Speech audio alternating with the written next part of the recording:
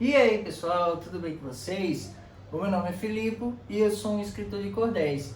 E nesse vídeo de hoje eu estou aqui para contar para vocês quais são as minhas maiores inspirações para me tornar um cordelista. Já vou dando um spoiler que nenhuma dessas inspirações é um cordelista, então é meio que eu estou fazendo cordel sem me inspirar em nenhum cordelista, essa é a verdade. Mas mesmo assim, eu tenho várias inspirações para fazer o que eu faço e pensar do jeito que eu penso em todos os campos, né, em todas as áreas. Primeiramente, a minha maior inspiração de todas, assim, disparado, que foi o cara que simplesmente me ajudou a pensar do jeito que eu penso hoje, a fazer aquilo que eu faço, foi C.S. Lewis. C.S. Lewis é o escritor, entre outras histórias, né, das Crônicas de Nárnia, da trilogia cósmica, das Cartas de um Diabo ao Seu Aprendiz, conhecidas como Cartas de Escritopo, na Inglaterra, que foi o lugar onde C.S. Lewis viveu, e também nos Estados Unidos, no mundo inglês, né,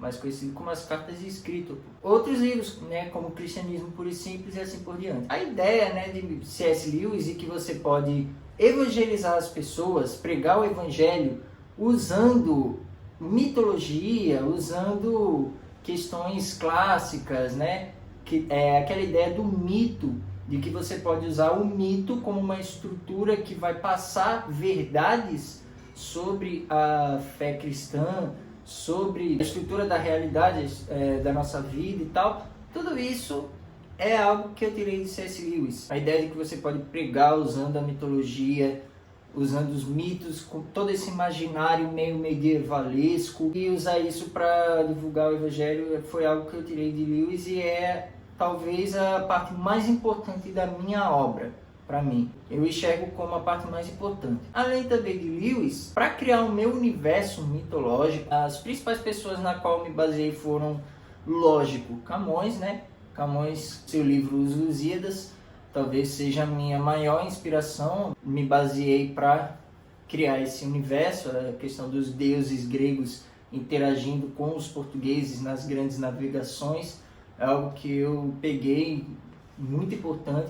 A parte tupi, me inspirei muito nos escritos de José de Anchieta, principalmente a ideia, né, dos guardiões lá de Jurupari, a história dos personagens lá, né, Saravaia, Guaxará, Imbiré, Tatapertera, são esses deuses, né, da mitologia tupi, da minha história. Eu tirei tudo de Anchieta, a grande maior parte dos escritos em tupi são de Anchieta, mas também tem outras histórias coletadas oralmente, né, principalmente do professor Eduardo Navarro, que foram uma grande inspiração para mim.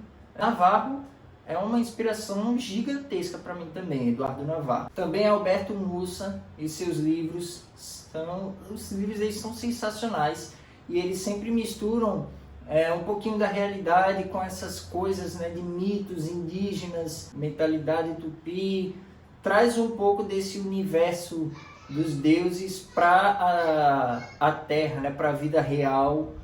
E eu acho sensacional também. Alberto Mussa é uma grande inspiração também para mim. Não vou negar, né, que lógico, Machado de Assis é uma grande inspiração. A própria maneira como eu escrevo, uma das coisas que eu gosto muito de emular de Machado de Assis é aquela questão dele conversar com o leitor durante seus livros. Eu acho isso sensacional. Eu acho também a questão dos livros dele estarem ligados, né, estarem contando histórias uma prosseguindo a outra, principalmente os livros da era realista dele. Você tem, por exemplo, no Memórias Póstumas de Brás Cubas, produção do personagem do Quincas Borba, que já vai ser o personagem titulado do próximo livro. No Esaú e Jacó você tem a introdução do Aires, que vai ser o personagem titulado do próximo livro, o Memorial de Aires. Então essa questão das histórias serem narrativas que uma continua a outra. Eu acho isso sensacional também, e é algo que também eu peguei para minha história na hora de criar o meu universo. Eu acho que os livros de Machado de Assis são talvez o primeiro multiverso.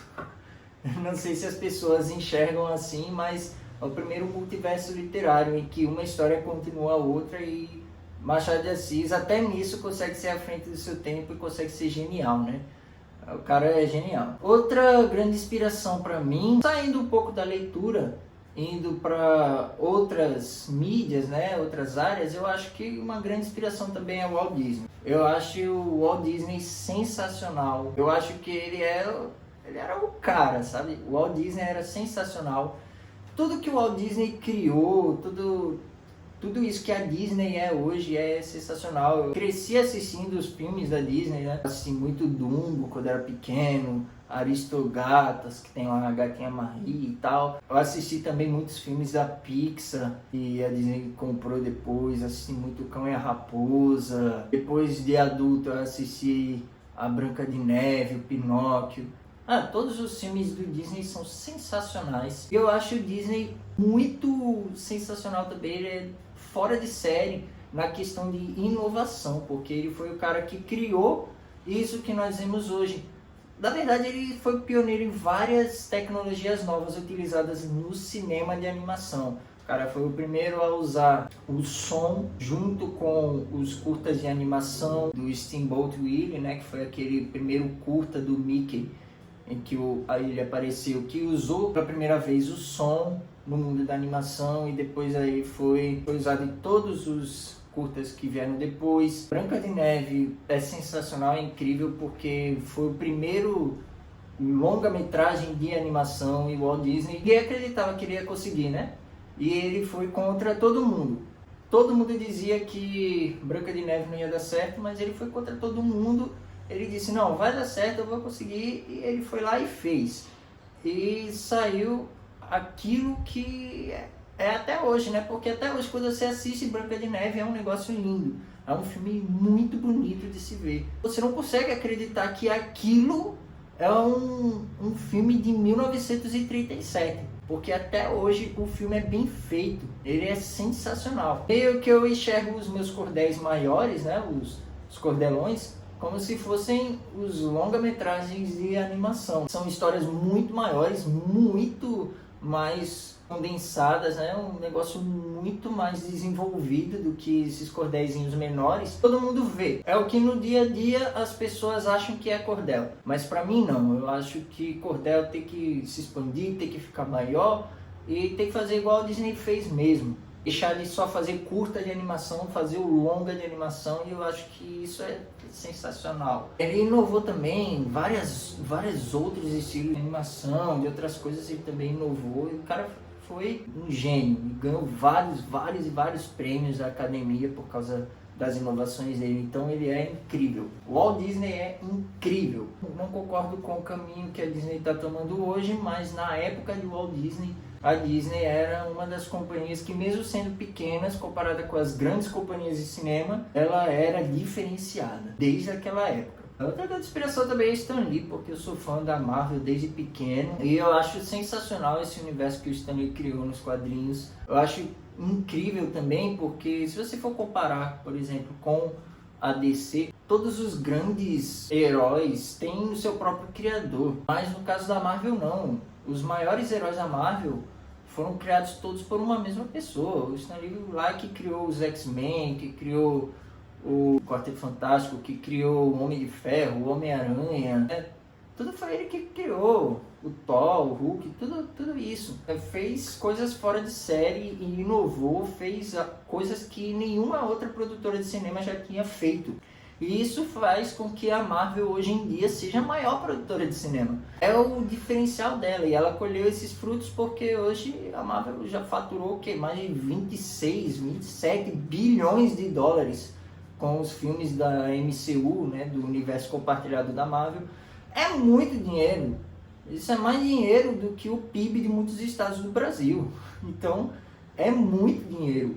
Então, eu acho sensacional isso. A Marvel é também fora de série. Marvel, Stan Lee, uma grande inspiração para mim, muito mais do que a DC, na verdade. Eu também tenho os Beatles como uma grande inspiração, porque, sinceramente, eu sou um cara que gosta de criar coisas novas e expandir aquilo que já é convencional, aquilo que as pessoas pensam que é, por exemplo, um cordel. Eu gosto de expandir isso, e os Beatles também fizeram isso com a música popular.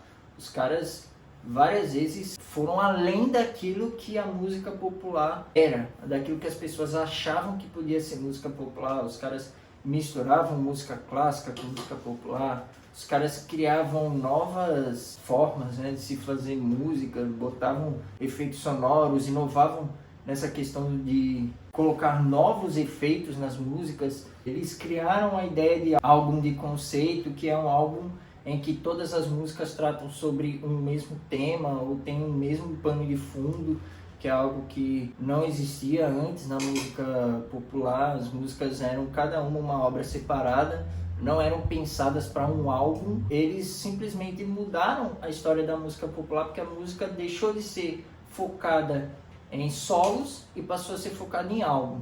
E tudo isso foi graças aos Beatles. Mais uma vez, você pegar um álbum musical, que naquela época era normal meia hora para um álbum musical, você fazer um álbum musical de 1h30.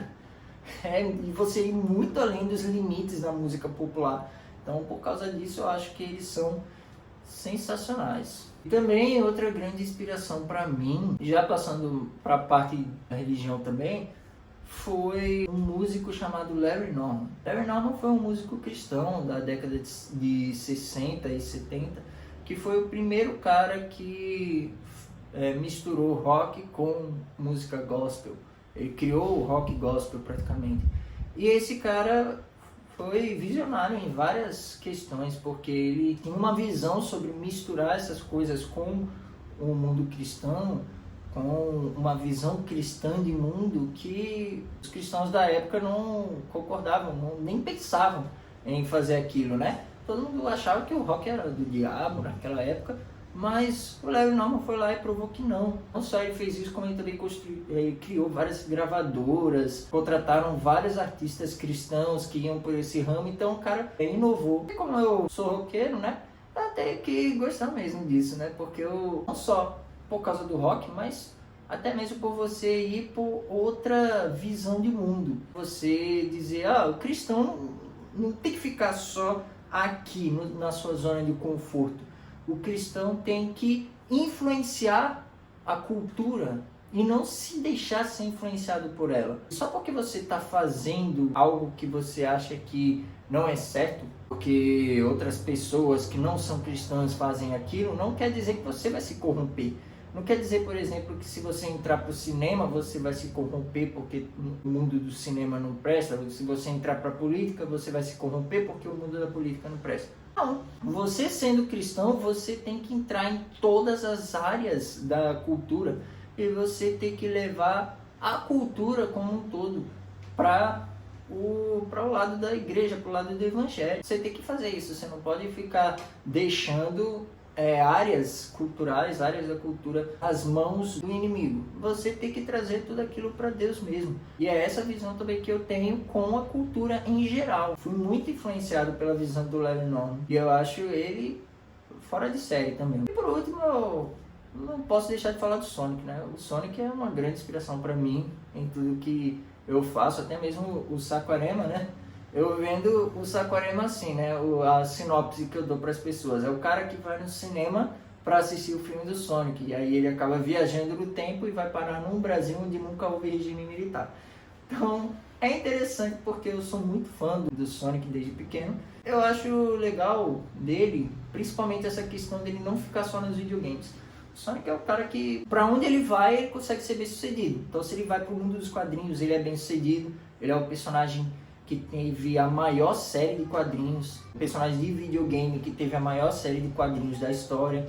Se ele vai pro anime, ele é bem sucedido. Se ele vai pro mundo dos filmes, ele é bem sucedido. No mundo dos videogames, ele não foi tão bem sucedido assim nesses últimos anos, mas eu acho isso interessante, que ele não fica só no videogame. O Sonic é um cara que a SEGA sempre coloca ele em outras coisas, coloca ele nos filmes, nos quadrinhos, nos desenhos, nos animes, e ele sempre vai bem em todas as outras áreas que a SEGA, que é a companhia que criou o Sonic, coloca ele. E eu acho isso sensacional também, essa questão de experimentar, você não ficar só na sua zona de conforto, você ir atrás de outras mídias, você transformar seus personagens em outras coisas, né? Fazer outros tipos de histórias, jogar no cinema, na música, nisso, naquilo, naquilo outro. Você inovar, ir para outras áreas, e eu acho isso muito massa. É isso, são as minhas maiores inspirações. Mundo da literatura. Camões, Anchieta, Machado de Assis, C.S. Lewis, Alberto Mussa, todos eles são grandes inspirações. Mas também eu gosto muito do Walt Disney, da Disney como um todo. Eu gosto do Stan Lee, da Marvel, eu gosto muito do Sonic, eu gosto muito do Larry Norman, sou muito fã tanto do Larry Norman como de todo o rock cristão. Por isso que eu gosto de usar aquelas camisas de rock cristão também nos vídeos. Essas são as minhas maiores inspirações para ser quem eu sou hoje. Mas eu não posso deixar de falar da filosofia, né? Filosofia, minha maior inspiração para ser a pessoa que eu sou hoje foi um cara chamado Olavo de Carvalho. Mas eu vou deixar isso para um próximo vídeo, porque eu escrevi um cordel sobre ele, e no vídeo que eu falar sobre esse cordel eu falo um pouco mais sobre essa pessoa, esse pensador que foi Olavo de Carvalho, que foi também muito importante que eu me tornasse essa pessoa que eu sou hoje. E é isso aí, pessoal, por esse vídeo é isso. Eu agradeço por vocês terem assistido até aqui, peço que vocês curtam o vídeo, comentem, compartilhem, se inscrevam no canal e ativem o sininho das notificações para ficar por dentro dos próximos vídeos, não perder nenhum vídeo novo. E é isso aí, pessoal, muito obrigado, tchau!